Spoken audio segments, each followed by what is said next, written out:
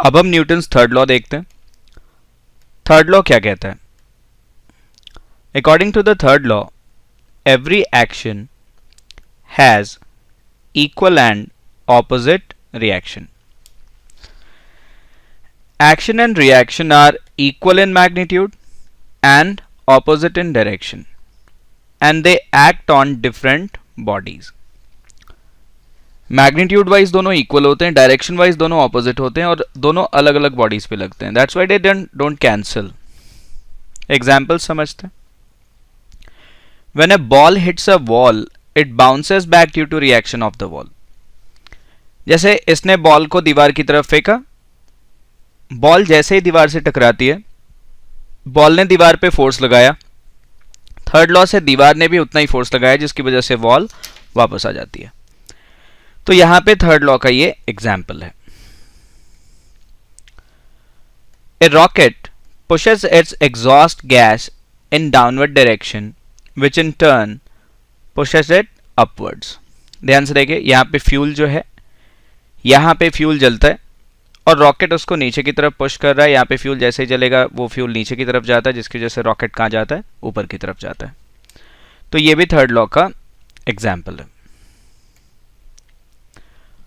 While rowing a boat, a man pushes the water with oars in backward direction. The reaction force moves it forward.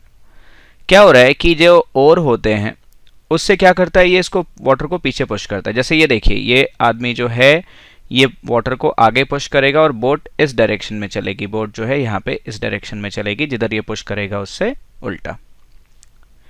एक और example. While walking, we push the ground backwards and the force by ground moves us forward. होता क्या है कि जब आप चलते हैं तो आप अपने पैरों से ग्राउंड को पीछे पुश करते हैं. ठीक है, आप ग्राउंड को पीछे पुश करते हैं और ग्राउंड रिएक्शन फोर्स से आपको आगे पुश करता है, जिसकी वजह से आप चलते हैं. आप स्पेस में नहीं चल सकते क्योंकि वहां पे सरफेस नहीं है जिस पे आप फोर्स लगा पाएंगे, ग्रेविटी भी नहीं है. आप बिल्कुल स्मूथ सरफेस हो तो वहां नहीं चल पाएंगे. क्यों? क्योंकि आप तो फोर्स लगाएंगे पर ग्राउंड से कोई फोर्स नहीं लगेगा हॉरिजॉन्टल डायरेक्शन में, जिसकी वजह से आप नहीं चल सकते. अब जैसे मैं आपको एक इमेजिनरी सिचुएशन दे दूं कि आप एक बिल्कुल फ्रोजन सरफेस के ऊपर खड़े हैं, वहां फ्रिक्शन नहीं है, आप चल नहीं सकते, एंड आई आस्क यू कि आप वहां से बाहर कैसे आएंगे. तो आपको क्या करना चाहिए कि आपको फूंक मारनी चाहिए, या अगर आपके पास कोई ऑब्जेक्ट है तो आप उसको थ्रो कीजिए. अगर आप ऑब्जेक्ट को थ्रो करेंगे तो ऑब्जेक्ट आपको उल्टे डायरेक्शन में फोर्स लगाएगी और उस फोर्स की वजह से you will accelerate and due to that acceleration you can come out from that particular location. तो जैसे अगर आपके पास कोई चीज नहीं है थ्रो करने के लिए, तो just blow air from your mouth.